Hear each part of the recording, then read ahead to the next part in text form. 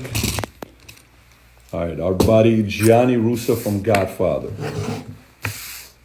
See how the Hollywood business is doing, Mario. What do you think? Yeah, let's see what they're up to.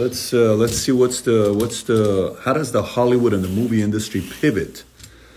Today I'm gonna have a special guest with me, Gianni Russo from The Godfather. If you've seen the movie Godfather, Carlo Rizzi, who marries Pacino's brother, Pacino's sister, right? Is that who it is? Who marries Pacino's sister? It's a real good story he's got there. Gianni's about to join us. So hang tight, Steve, Arcelin, Mario, Young Tree, all of you guys. Let me get Gianni on real quick.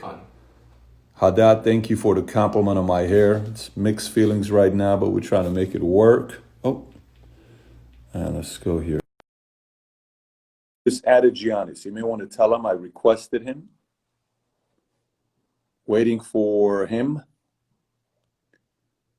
Let's see if we're going to get our friend here, Gianni Russo. This man's got more stories than anybody else you meet in your life.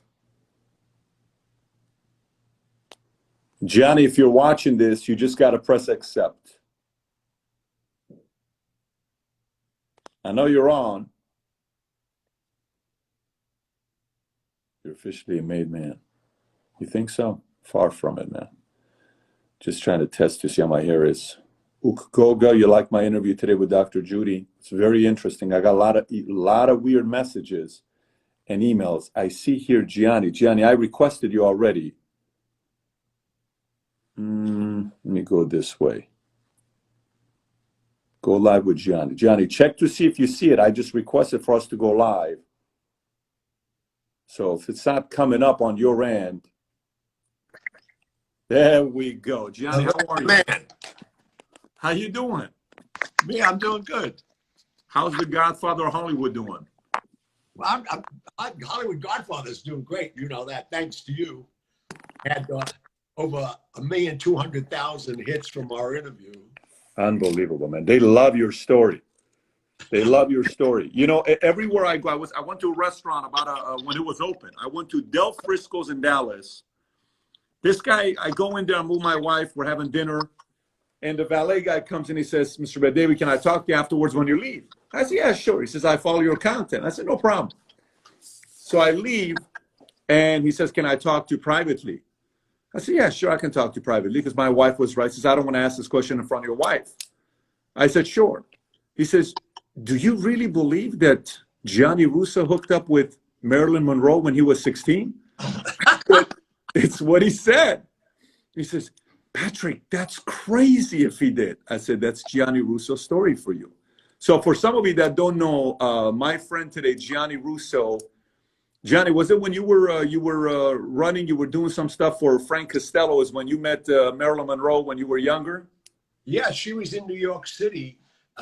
They were hiding her out, actually, from the Zanuck brothers in L.A. because she wanted to do legitimate movies, not just sexy comedies and all of that. And so she came here, and Costello put him in the Waldorf Astoria for a year. And she studied with Stella Adler. She studied with everyone because she wanted to become a legitimate actress. And they just wanted to sell her as a sex bomb. And I babysat her for a weekend because Costello was going to go fishing, believe it or not, with Tony Accardo in Chicago. And so he didn't tell me who was up there. So I went into the suite, knocked on the door, and she opens the door. And she's in a terrycloth robe. And she met me when I was shampoo boy at Lily Shay's the first time I met her. And then she started requesting me. So when she opened the door, she said, what are you doing here? I said, well, Mr. C told me to keep an eye on you for the weekend. She said, well, come on in. I said, no, I can't come in. You'll get me fired. She said, come on in. I ain't going to tell him. She said, I just ordered room service. Have breakfast with me. I said, no, I already ate breakfast. Thank you. So I sit with her, talk to her. She said, well, I'm going to take a bath. I said, okay, I'm going to go downstairs. If you need me, just call the front desk. They all know the kid. Everybody knew me by the kid. She said, no, stay here for a while. So she walks me takes my hand and walks me into the bathroom, turns this tub of water on. So she said, brush out my hair for me. I've done that a million times after I shampoo her. So she's sitting there. She lowers her robe off her shoulders so I could comb my hair through. So she said, come get in the tub with me. I said, what? I said, you're going to get me fired. She takes me by the hand to the tub. She drops her robe and gets into the tub. Now understand, I'm like 16, 17 years old. This is Marilyn Monroe. I just saw Some Like It Hot maybe 50 times. And I'm picturing her. And she said, come on, get in the tub. So I'm a gentleman. All I can say to your audience is that was Saturday afternoon. I left Monday morning. But Yeah. you know, we had a friendship for 4 years until they killed her, unfortunately. You had a friendship with her for 4 years. Oh yeah, not a daily thing. While she was here at night when she went to the hotel, she'd call me and she'd put on a wig and a disguise. In fact, we went to the Subway bar right here on 62nd Street in Lexington. She sat at the bar drinking with me at night. Nobody even knew it was Marilyn Monroe. Now, you know, when you see the pictures, when you see, she was on the cover of the first Playboy issue. I think it's 1959 or some issue like that. It's the first one, right, with Hefner. It may not be 59. I don't know the number, but I was about to buy the highest graded version of her magazine for like $200,000. But she's beautiful on the pictures that you see. When you see her in movies, on, you know, all these different clips that come out, you saw her face to face. How beautiful was she? You've seen a lot of women in your life. How would you describe her beauty? You know what I liked about it? You know, her and I had a comparison because, you know, from my book, when I was a child, I was quarantined in Bellevue in 1949 with polio. And she had a similar thing. At 12 years old, she was put in an orphanage in the Valley in California. And she always looked out the window at the water tower of Warner Brothers and said, someday I'm going to be there. And we had a similar story because when I finally got the window bed and I saw the Empire State Building, I said, someday I'm going to be uptown. So ours wasn't a sexual thing, it was a friendship. But Marilyn had this flaw, I call it a flaw in her personality, because she just thought she had to please every man she met. And she did it sexually. I mean, you name her lovers, Sinatra, Brando, name anybody you want. In fact, I remember when she did her last movie with, what was his name? Major movie star. And it was his last movie. And they co-starred it, and they made love every day. And after, when the movie wrapped in June, he died of a heart attack 2 weeks later. And she called me up on the phone and said, I killed him. And I said, who'd you kill? What was his name? Major guy. I want to say Rock Hudson or somebody like that, Clark Gable. But the point I'm trying to make is that was her gift to mankind, her body. And it happened obviously with John Kennedy. And then when John Kennedy told her, once you become president, he was going to leave Jackie and marry her. That's how naive she was. His brother Bobby is consoling her and impregnates her. Now, he already had so many kids with Ethel. Where's he going? So, I mean, that's why when they brought her to Calneva the last time I saw her, Sam Giancana brought her up there because the deal that Joe Kennedy made with the mob is you get my son president, we're going to invade Cuba. And that all fell apart. A lot to do with Bobby, because Bobby and John never got along. He didn't realize his brother was this righteous guy, and he was vying for the next 8 years after John's, and he didn't realize the mob already promised Lyndon Baines Johnson the next 8 years. Because the only reason Lyndon Baines Johnson went along with Kennedy, because he hated the Kennedys, was they made him that promise. And I remember going to Dallas, where you are, and drove about 30 miles out with a suitcase that I knew was full of money. I went to this ranch and left it. And 3 days later, he makes the announcement that he's going to be his running mate. And I said, I can't believe what I'm witnessing here. It's like insanity. But so they encouraged her to come up to Calneva. Costello said, go be my eyes and ears there. I'm not going near it. And Joe Kennedy showed up with Bobby. And Sinatra and Peter Lawford promised that they have control of John. And when he got into office, he even broke his friendship with Sinatra. So Sinatra had to get Marilyn there. They knew the Kennedys would show. Joe was already in a wheelchair by that time. He had a stroke because they told him, we're going to start killing off your kids. And Sam Giancana and the Chicago outfit felt really insulted because John shook their hands on it and Joe Kennedy shook their hands on it. Then they turned their back on him. So the last chance they had was to get Marilyn up there. They were going to set Bobby and John up together in a room. They had cameras like they did with J. Edgar Hoover when they blackmailed him in Chicago at a cross-dressing party. And they had all these photos of J. Edgar Hoover with his gay lover, who was his assistant and the FBI agent. In fact, they're buried together. I mean, this stuff you can't make up. This is nuts. But I was there just to be there for Costello. And that Saturday, late afternoon, in fact, there's a bunch of pictures on my website and all that, of all of us together, Sinatra, Marilyn, and he told her that tonight she has to do everybody a favor, meaning Costello, Accardo, everybody. And she said, what? She said, we just want you to entice Bobby because John didn't show. The last minute he canceled. And we want to take photographs of you together. We got to blackmail him. Well, she went crazy. So I want nothing to do with them because nobody knew she just aborted Bobby's baby. This girl was wounded, man. Mentally screwed up. And she was screaming, screw these Kennedys, I'm going to the press. And as soon as she said that, we knew her days were numbered. I flew back that Monday. This was a Saturday afternoon. I told Costello what she said, and he wanted to know who heard it. And when I told him, he looked up at me. I never said, he turned ghost white. He said, she just wrote her death wish.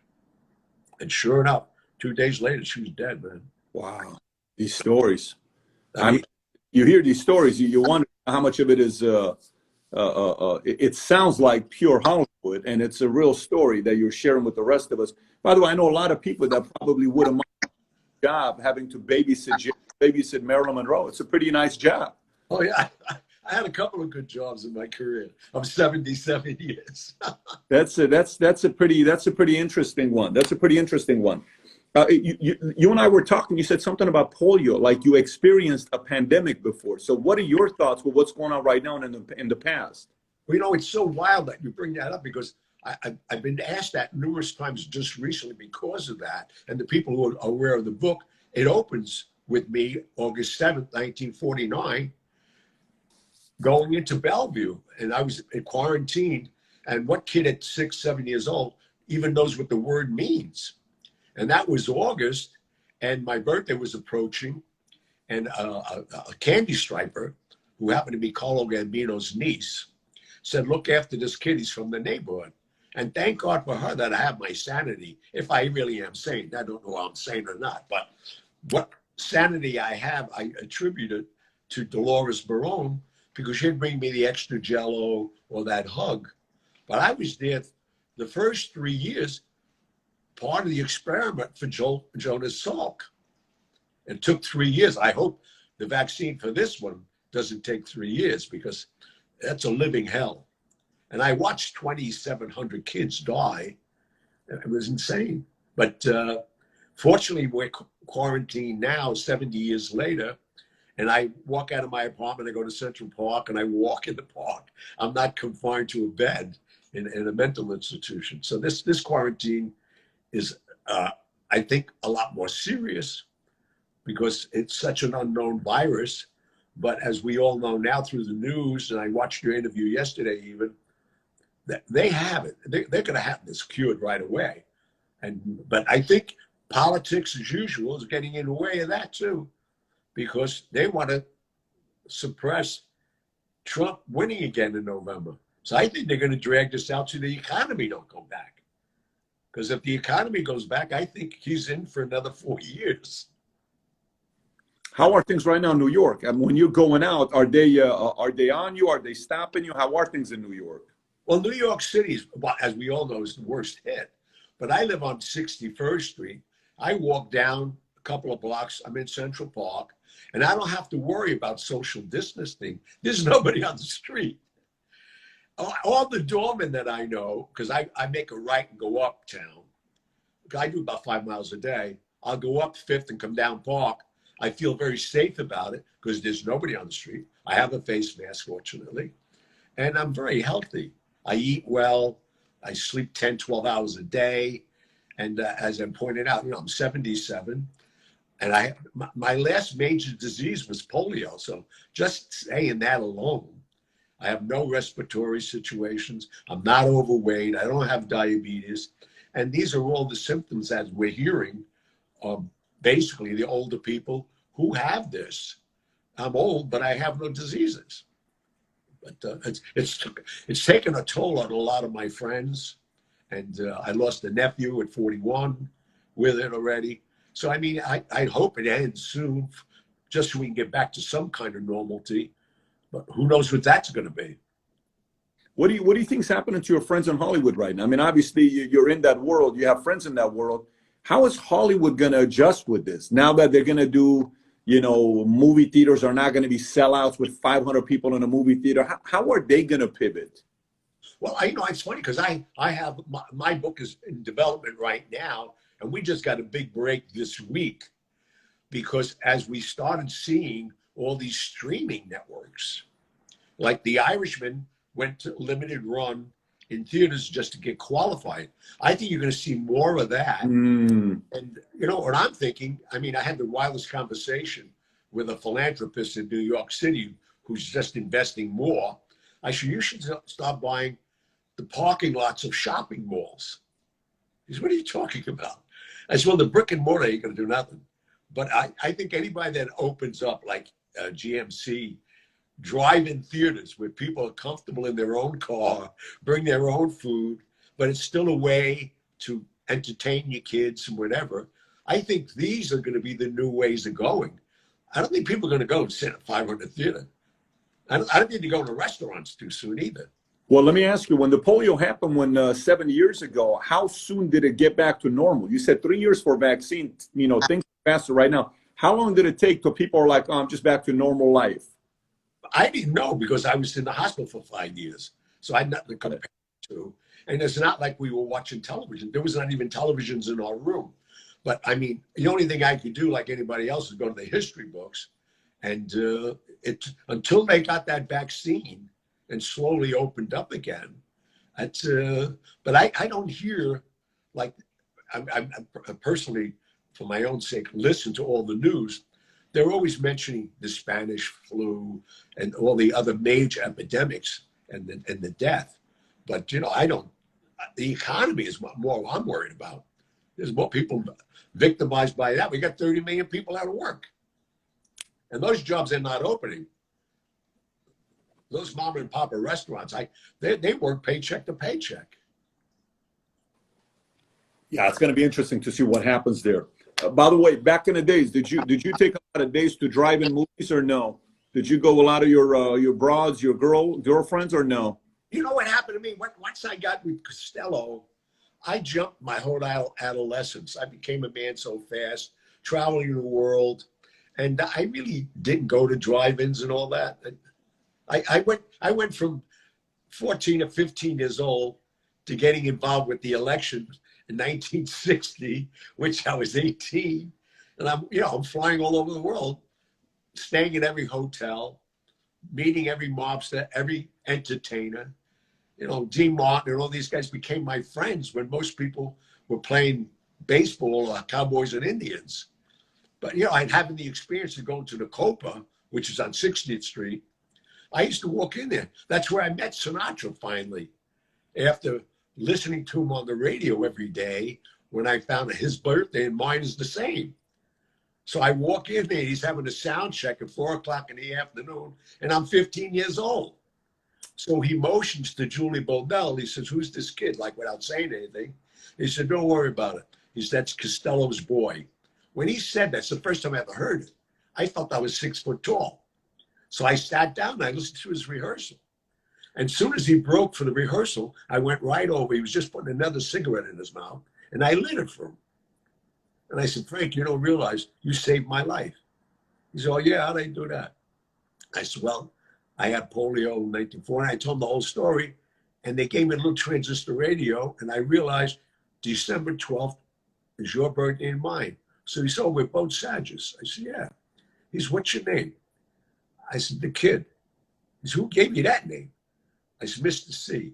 He said, maybe I asked the wrong question. Well, did he have the biggest personality out of anybody you ever met? Oh, yeah. He had the biggest.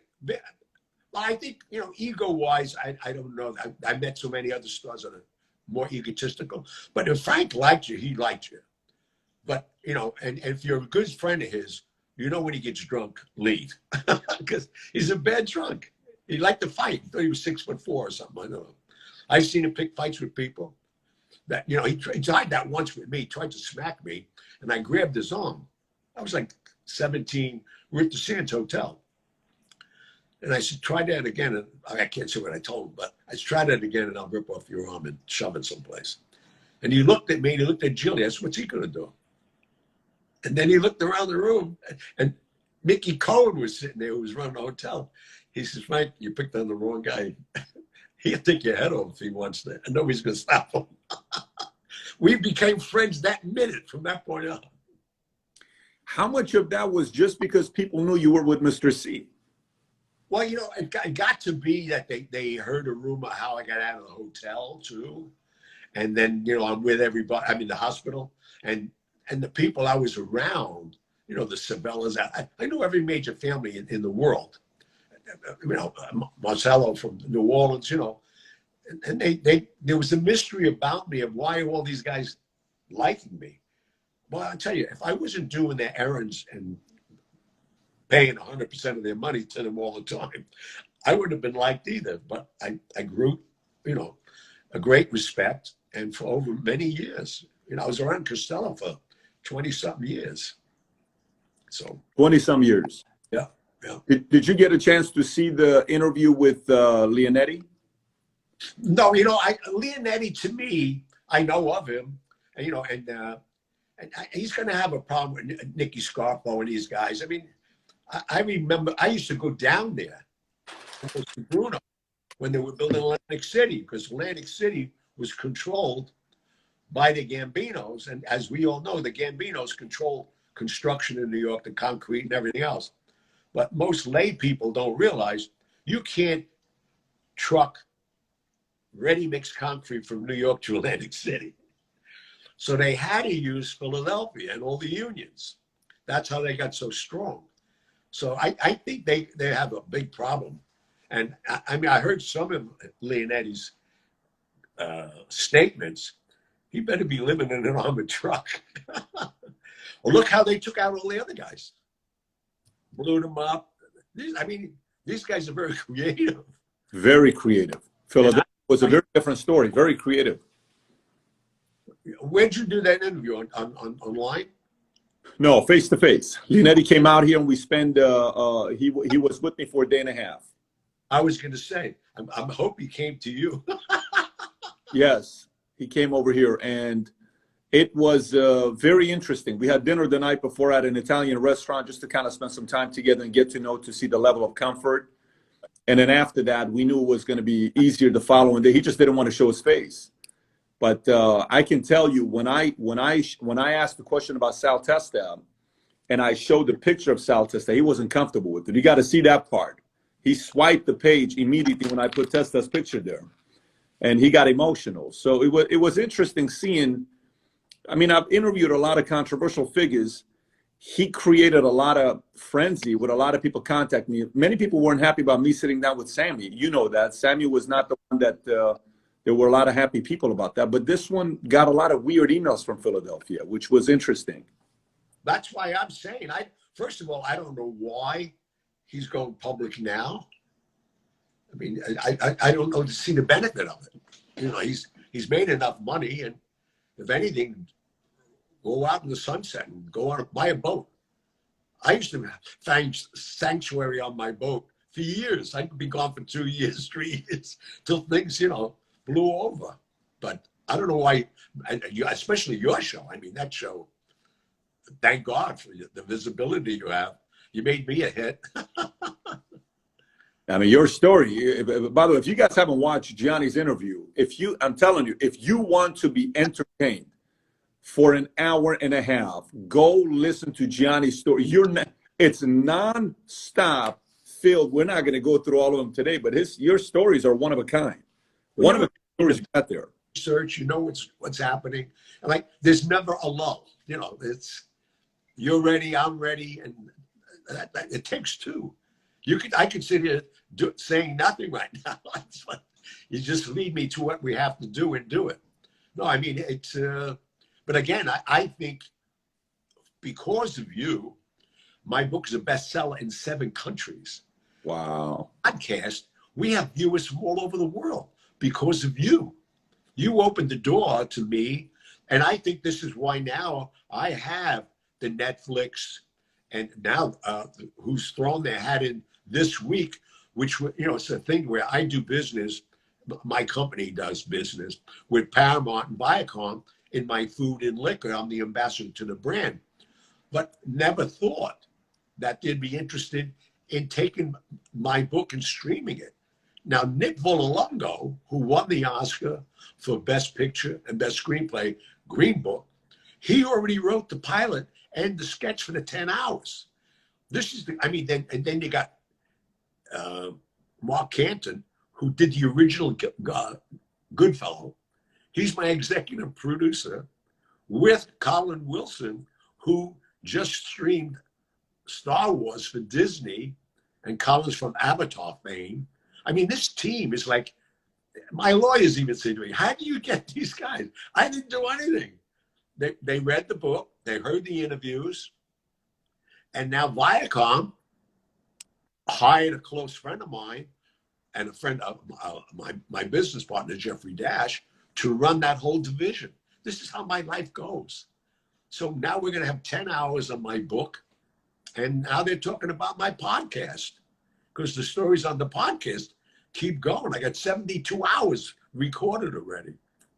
But unbelievable. That's a lot of people asking, how come you don't have a YouTube channel? What some people don't know is, you know, Gianni podcast instead of a YouTube channel. Gianni, I asked you about the biggest personality. You said Frank Sinatra. Who had the biggest ego ever? You've been around all of them. Who had the biggest ego out of all of them? Well, when I first met him, I met him just as he got mustered out of the Army. In fact, he did a special at, nobody knows this, for Maya Lansky, who owns the Fontainebleau. They filmed the live 2 guys, Sinatra and Elvis Presley. You got to get that one. But I stayed friends with Elvis for a long time, but and the nicest guy in the world. But man, he controlled it all, and he knew it. I mean, women would go crazy. I mean, I you know, like you pointed out, I've been around. Engelbert is a good friend of mine. Tom Jones, when he was at his heyday, but this guy, I've never seen a guy like this. When he walked, and the fact that he was in the Army, I mean, he did everything so right to build his image. And he's a great Southern boy. But, you know, there's a lot of them out there. But egotistically, I think the worst egotistical guy I met, had the pleasure of working with, and he ruined his career, is James Caan. Well, you get a lot of issues together. The two of you guys went at it regularly. Oh, yeah, we still do. No, I mean, Jimmy Caan thinks when he left that stage, he was Sonny Corleone. Talk about a method actor. Wow. Wow. But that happens to a lot of people. That happens, I hear it happens to a lot of people when they do a part, it stays. It doesn't change. Right, right. Well, you know what it is? I think that gave him the most recognition. Prior to that was Brian Piccolo, that movie thing he did, and it was a great story. But this gave him, he always wanted to be a mob guy. His father was a butcher in the Bronx. I don't know if you know this. He's from the neighborhood. But, you know, he went to all private schools and Stella Adler. He studied with everybody. As a thespian, this gave him a different recognition. It gave him neighborhoods he could walk into. He made friends. I mean, look where he made friends with. I mean, Alley Boy. He made friends with every mobster there was, and they loved him.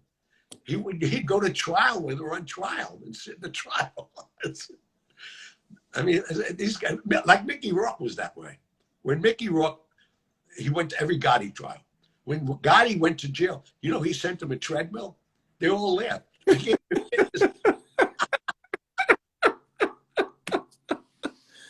He sent him a treadmill in jail. Yeah, hello. No, in fact, you know, a funny a part of trivia to show that the strength of Gotti. We were doing a movie called Striptease with Demi Moore, and it was one of 3 pictures I did for Michael LaBelle and Andrew Bergman, and a nice guy who I really like, Armand Asante, was in the movie, and he gets a call from HBO where they wanted him to play John Gotti in the HBO movie, which he did do. And he was so frightened. He said, I can't do that.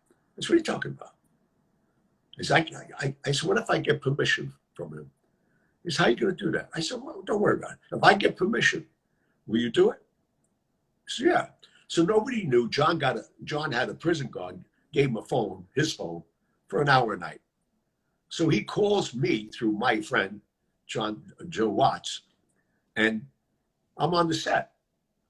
I told Joe what time to call. He calls, and I said, I'm on. There's a phone call for you. It was John Gotti. He said, I found out they asked you to play me. It would be my pleasure for you. I'm a big fan of yours. You're a good-looking guy. Do the movie. That's where he did the movie. You can't tell people these stories. It's like insanity. How was Striptease, by the way? Was that at Demi's peak, looks-wise, or was her peak more indecent? G.I. Jane. G.I. Jane. No, I tell you, I had such fun with her.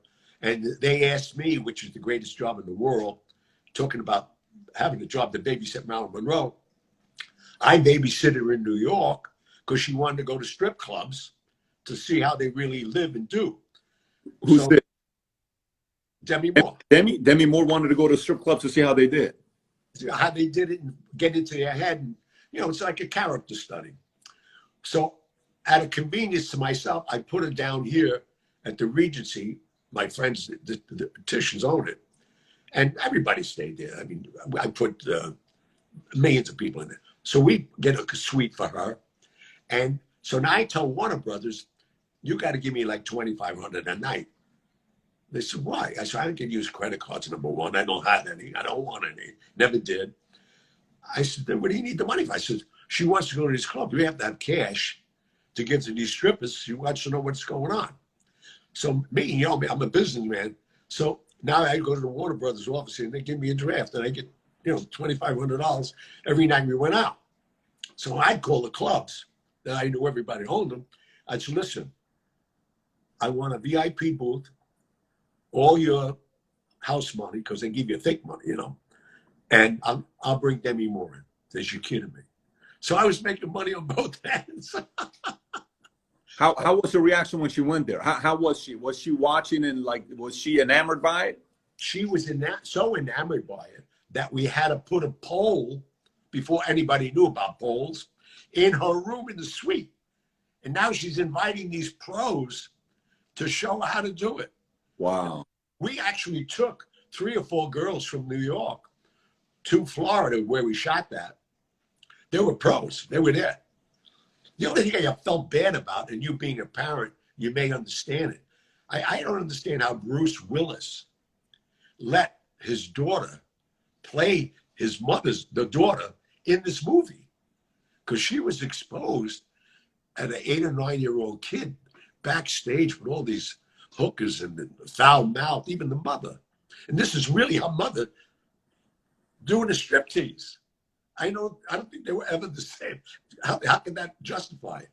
But no, Bruce Willis, why would he say, get an actress? I don't need my daughter doing this. Mm. But You know, I've seen When so you're in that world, you know, it's a very interesting world. That world is. I can tell you one thing. I watched Indecent Proposal. By the way, phenomenal soundtrack with Sade, No Ordinary Love. I mean, she crushed it. I think that movie is with that song. But I watched that movie probably 50, 100 times with the whole scene with Robert Redford and Woody and the arguments and how she looked. And it was just I think that movie, Demi Moore, at that time, she may have been top 5 most beautiful woman in the world. If you ever watch that movie, I don't know when's the last time you watched that movie. If you sit there and you watch that movie, it's like God did sculpture with that body. well, I'll tell you right now, we had a 40-foot semi on the set every day with her trainers. It was a gym, a portable gym just for her.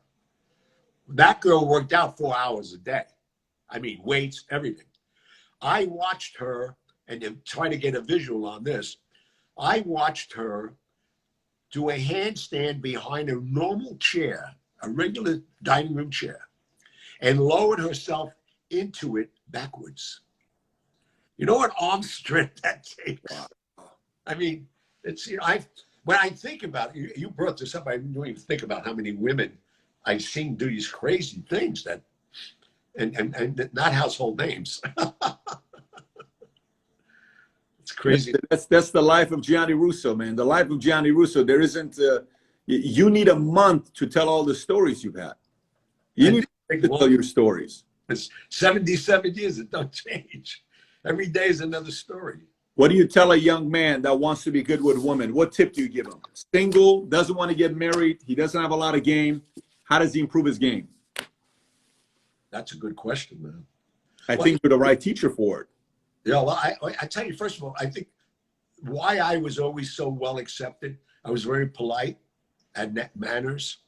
I opened doors for women. That's gone.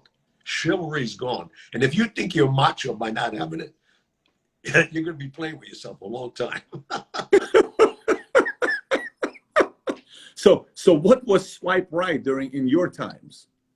Well, I think, you know, the fact, well, there was a mystique about me because of the people I was around. I can't take credit for it, but I definitely stayed groomed, well-groomed, dressed, again, was very courteous, and, you know, made a woman feel like a woman. That's the whole thing. Most men today want to satisfy themselves first and think they're going to move on. Well, you know, you get a reputation of that.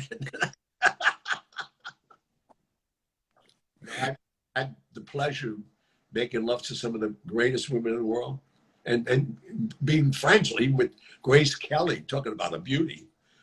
Ava Gardner. I mean, these people, you know, at nighttime, we go to the swimming pool at Jack and Trotter's place in Nevada, and they used to call them the mascots. We all heard about the Rat Pack, but they actually had mascots, and they had to be tested and groomed. And the mascots were like Angie Dickinson. The only one that was confused, but I know why they let her in because she's so talented, was Judy Garland. I would never want to see Judy Garland nude. I mean, don't want to see it. I saw her in a bathing suit, but I mean, it was like skin and bones. She looked like a boy. But now give me, you know, the Marilyn Monroes, the Ava Gardners, even Julia Prowse.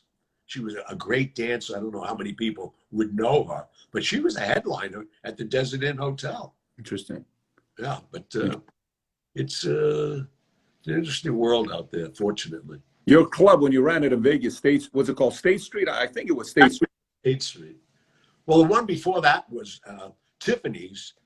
Costello owned, nobody knew that. Costello and Joe Kennedy owned the Tropicana Hotel years ago. And when I went out there, he said, because he needed to create something for me, he wanted me to open a club, and I opened it in the Tropicana Hotel. This club operated 18 hours a week only.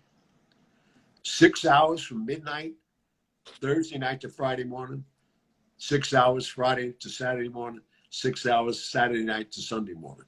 18 hours. Got Elvis Presley and Sammy Davis to open it up for me.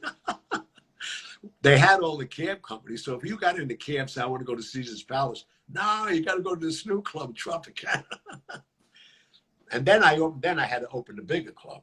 But I'd leave Vegas, you know, the statutes of limitations are over. So I'd leave Vegas on a Monday morning with all the skim. I had to go back to Chicago, New Orleans, and New York. So I had the greatest cover. So How was it? How was the club when it was at its peak? I mean, what did it look like? What was it like? How amazing was it? first of all, I get calls like this, like Don Rickles would call from the Riviera, and his valet would say, Don wants his table. I said, well, that table tonight, Paul Anka's in it. He said, how about they knew the place. How about the table near the fireplace? I said, well, I run off maybe every night. Somebody else, 10, 15 movie stars, because I serve gourmet food from 6 at night to 6 in the morning. So that was the gimmick, because after they did their second show at 1 o'clock, you would think you're at the Ed Sullivan Show. There was so much entertainment in my club. Engelbert Humperdinck came in one night with part of his band and did 2 hours until the sun came up. You never knew what was going to happen there. It was that kind of a club. But then you know, I had that situation after 8 years, and that ended that. You're talking about the guy, Pablo Escobar guy, the from the Medellin. Yeah, hello. That changed the game. That was a game changer. You know, I was ready though. I never do things. Did you do time for it? You didn't do time for it though, right? Yeah. You know why? Because I try to change what I do personally every 7 years. My loyalty to what I was doing is still ongoing, but that's all over with today. They don't need anybody with the accounts and the way they do things. It's all changed. Everything, as we know, changes. I just wish I knew when it was going to happen. I would have saved more money. Did you ever have any run-ins with Hugh Hefner? Did you do anything with him or no? Well, we knew Hugh. Yeah, I did a lot of things. Unfortunately, again, because of Chicago, you know, they backed him for that. And then right after I did The Godfather, they gave me an assignment any singer in the world would die for. They said, Johnny, we want you to start up in Rochester, New York. They opened clubs, Playboy clubs, everywhere. I would sing Thursday, Friday, Saturday at Playboy Club. Sunday, I'd leave with a couple of bunnies and drive to the next state and do that. That's what I did. I did that all the way to Century City in California, across country. So I called New York Rolls Royce. They delivered me a new Corniche, white on white, in February to Rhode Island. I drove that car myself across country, dropping off bunnies, because I used to rotate bunnies. Nobody knew that. So you're the member, you had different girls. And that's how they did that with strip clubs. People don't know that, because they'd rotate the girls. And that's what our friend that we know of, Jack Ruby, that's when he ran for Chicago. So I learned all of this from them. So I took all of these things. I did this even with my cocktail waitresses. I'd rotate them to a club in New York, or like when Jack Nicholson had the Monkey Bar, I'd send girls to go work the Monkey Bar. He'd send me new girls. So it's always fresh meat, as we would say. But you're not Marilyn Monroe babysitter. You were also a bunny babysitter. Oh yeah, yeah. A lot of them. A lot of bunnies, a lot of rabbits. Rabbits. A lot of rabbits. My gosh. I mean, it's. Well, by the way, what do you think about what's going on right now? You've been around. You've seen a lot of different things. How much of this stuff are you seeing right now, and what do you think is going to happen next with experiences you've had? Well, I think as we all are experiencing, I don't think if they want to open restaurants, I don't think the customers are coming. So open it, but hello. And I heard an interview in New York City last night where they're going to only 50% capacity. They better hope they get 25%, because the tour is saying, well, I can't open. I have to have all my tables and chairs, unless I can't make money. Well, you ain't making any money now. So if they're going to give you a stimulus package where you can make 25 cents rather than $1, take the 25 cents. I think a lot of them are just going to walk away. You know, they're going to open up Dallas on Friday, and my wife was calling all the restaurants. She was calling Capital Grill. She was calling Fleming. She was calling all these other 10 minutes. Yeah. she's calling Capitol Grill, all these other places. Capitol Grill, the entire schedule with the tables they had, 1 hour, all sold out, all of them. Wow. Every single one of them. Talking about New York, Yeah. Dallas. I had the privilege. I don't know if you know this.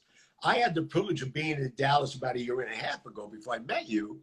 I opened Circo there, that club. Mm. You know it? It's No. from Circo is a spinoff of Le Cirque in New York. So I opened it there right on that corner. We were a poolside club, there, a nightclub. I was there for the whole weekend. I love Dallas. I had a lot of fun in Dallas, actually. It's going to be interesting to see how it is when they open this thing up. I'm actually really curious myself. By the way, for some of the crazy people that are wanting to hear a final story here, your internet, I don't know if your internet is good. We can hear you, but your video is not coming through good unless if you went off of it. If you're not on video right now, we cannot see you. But your audio is coming in good. Did you have a chance to have dinner with Pablo Escobar? I mean, didn't you have dinner with Pablo Escobar? That was the, I could hear you. So we're just freeze frame for some reason. Go for it. But the thing is that, thank God for that dinner, because up until that day, I was there a couple of days. I don't even know how long I was there because my consciousness, they were torturing me pretty good. And then, you know, he's standing over me because I'm sitting in a chair, shackled to a chair. And he's a guy that's ready for the lines. Everybody else had fatigues. The stench in that room was ridiculous. I don't know how many people they killed in that room.